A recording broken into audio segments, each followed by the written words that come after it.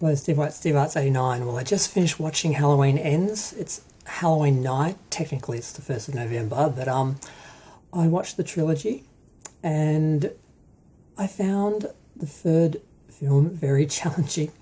It's an hour and 50 minutes, and I had tried to avoid spoilers, but I was under the impression that there was question of who the killer actually was, and that there was this new character and it was a copycat killing.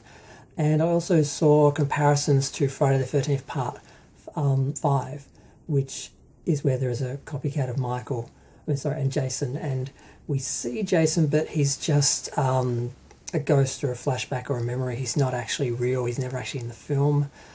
So I wasn't sure what to expect. Now, revisiting, like I said, I watched the whole trilogy. Revisiting the first film, I found I liked it more, but I didn't really understand why Michael just stopped at the end.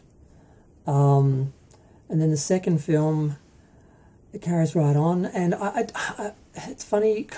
I was kind of trying to view them as their own films, but then also as Halloween films and sequels.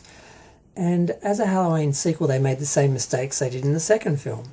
They had the original second film from 1982. They had Jamie Lee's character Laurie injured and sort of not able to do a lot during the film, and the story did seem to be more about the whole culture of the town and mob violence and that sort of issue, which was interesting because I do think that's an issue, and it was fascinating to sort of see that play out and all that, but it's not really a Halloween film. Like, it's not really what you think of when you think of Halloween, but that story was, what was happening at the hospital was kind of contained from the rest of the story, and there were parts that I liked where the town sort of came after Michael and there was some unity, and it was kind of interesting. It didn't work out for them, but then the end of the film, God, the end of the first film, we knew Michael wasn't dead. He was just standing down there, and we knew he wasn't burning, and you knew he was going to get out. And then the second film, we just stopped. And I didn't understand why he just stopped, because I was thinking of the first two films as the same night, the same film, when I said that a minute ago. And then this film, 4 years later, it seems totally unrelated.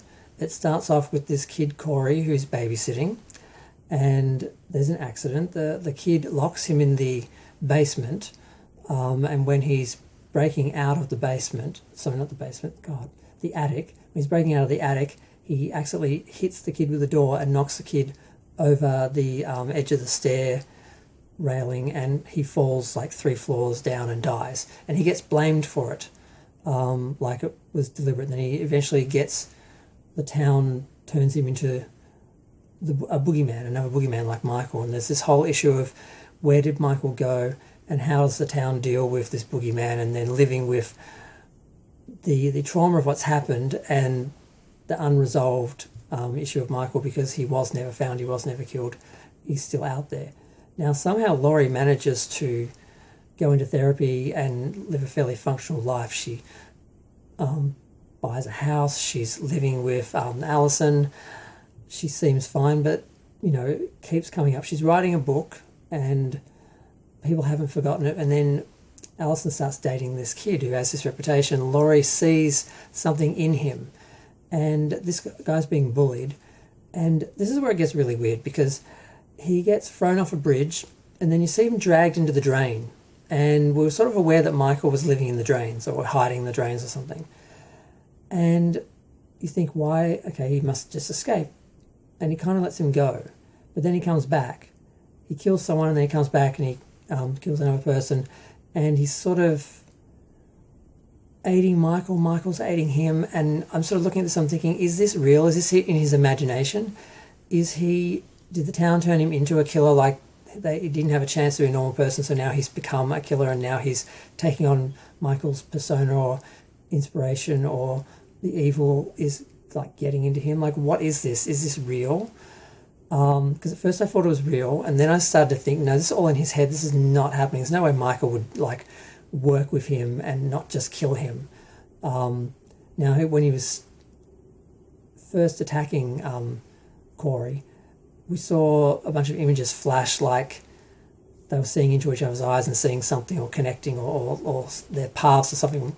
There was some connection there, but I still thought this was in his imagination. And this flow goes all the way up through the film.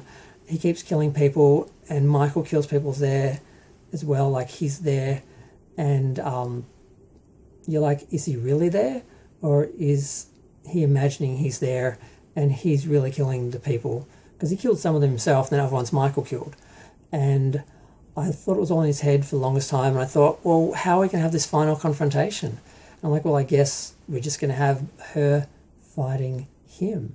And I'm like, I was really starting to check out of the film. It was about an hour and a half in. I'm like, no, probably about an hour 20. And I thought, no, this is not a Halloween film. This is not good. This is Laurie fighting some copycat, and like Michael's still out there, and he just disappeared for no reason. It's just they can't end it like this, and they didn't. Basically, Laurie pretends to be going to kill herself. This guy shows up because Alison and Laurie have already fought, and Alison wants to leave with him. Laurie tries to stop him. She threatens him, and he comes after her. So he comes in with the Michael mask and everything. She fights him, and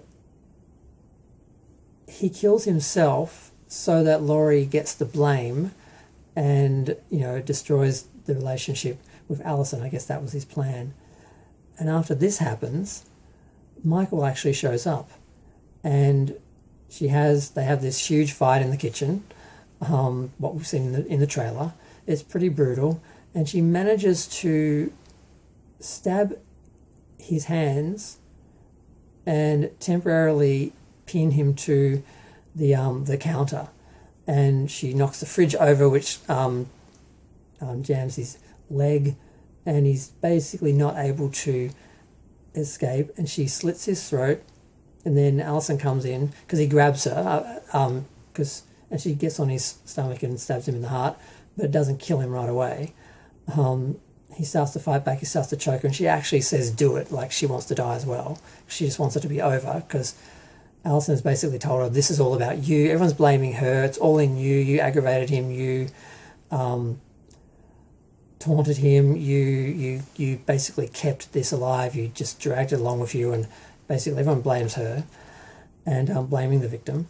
And she stops him from choking her, and then they both kill him, basically. They slit his wrists, they cut his throat, and then the police show up, and it's like, we are not going to treat this like normal.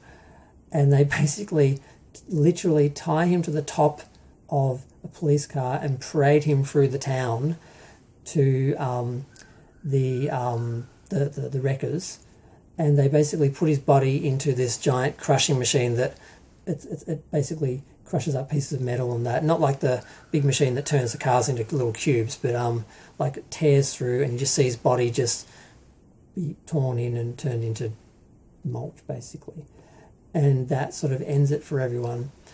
Laurie finishes her book. She ends up dating, I think is it Sheriff Brackett? I can't remember which is which. But the one that she was, in the hospital room with in the second film. And they sort of make plan. Alison leaves the town, and Laurie plans to basically, I think they're going to go on a holiday to Japan. She's going to see the world and just get away from this. I mean, it's over now. She's ended it. And there was an interesting montage at the end where they show just shots of her house, clean and tidy, and all the windows, and it's sort of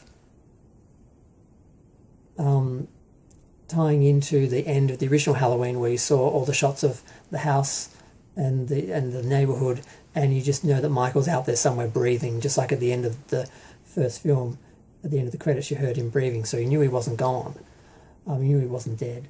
So it was interesting because, like I said, I didn't think Michael was really there. I thought it was all in his imagination. I thought it was going to be a bait and switch where at the end, you know, it's not Michael, and then Michael's still out there, and we weren't going to get a real ending and a real resolution.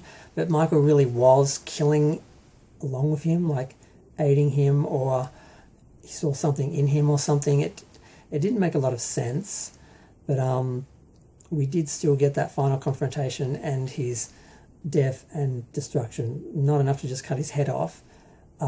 Mask off, saw his face, knew it was him, turned the body into mulch. So that's the end of Michael. So at least in this world, in this reality, in this universe, he's dead, and Laurie is moving on, and the town will eventually move on. The only sort of surviving character aside from the deputy was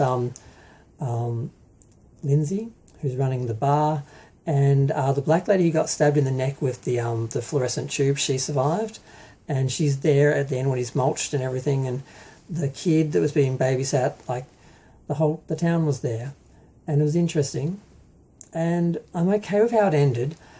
I just, for a long while, I was just watching it feeling like this is Friday the 13th Part 5, and we're not going to get a conclusion that we like, because I had heard them saying that we knew people wouldn't like this film, fans wouldn't like this film. Like, then why would you make it? Because it didn't feel like a Halloween film. There was a big stretch, about 30, 40 minutes, when I'm just watching it like, this is not a Halloween film, this is not a slasher film, this is like a psychological drama about, you know, this guy losing his mind and killing people, thinking he's someone else, in some sort of identity crisis. And then it wasn't that. I mean, it was, but Michael really was there. And why did Michael hide for 4 years? Why did he? It kind of doesn't make a lot of sense, but I'm just kind of glad it's over. It doesn't really work as a trilogy when you watch the three together, but it kind of does, but it kind of doesn't. It's strange. I don't know what they were sort of thinking, and parts of it work, and parts of it I enjoyed, but other parts, because if you kind of look at it as its own thing, it kind of is its own thing, kind of works. But if you look at it as Halloween films and sequels, it I'm not sure they really knew what worked about Halloween, and they were just doing their own thing. But it's done, it's over. I don't know what they're going to do next. People saying, oh, they won't do another film. Like, they're just going to do another Halloween film in a different universe with different actors, with no Jamie Lee, and they'll find a way to make money out of it because, you know, they've ended it several times now and still brought it back. But I'm going to go. Feel free to share, like, comment, subscribe. Let me know what you think. I did enjoy it. I will enjoy it more rewatching it over the years, because I know, you know, it really is Michael, and I'm not sort of confused about who's doing the killing and sort of expecting, you know, there's a big section of the film where I was like, oh, this is not going to go well, this is not going to end well, this is not good. And yeah, it worked out in the end. I'm going to go. I'm really tired. I've been up all night watching these films. I started really late. I had things happen. I was planning to start at like 7 or 8 o'clock. I didn't even start till like 11:45. And both films are like an hour 45, an hour 50 minutes, and I watched the deleted scenes in between. And then this film was an hour 50. So there's like 6 hours of films. So it's like 6:28 in the morning in Australia. I'm going to go. Bye.